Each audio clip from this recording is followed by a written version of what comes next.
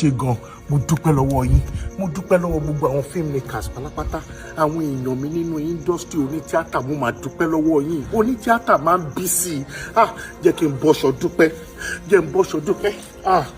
17 packs ni mo ní, eléyìí ò ń ṣe 6.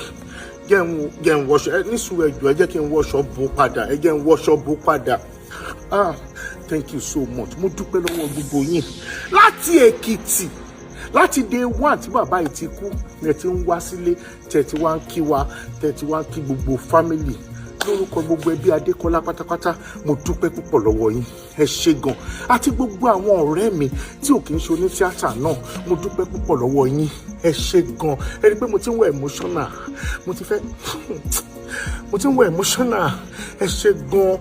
Mo dúpẹ́ púpọ̀ lọ́wọ́ yín. Gbogbo churches pátápátá, gbogbo àwọn choirs, ẹ ṣé láti day one tá a ti bẹ̀rẹ̀.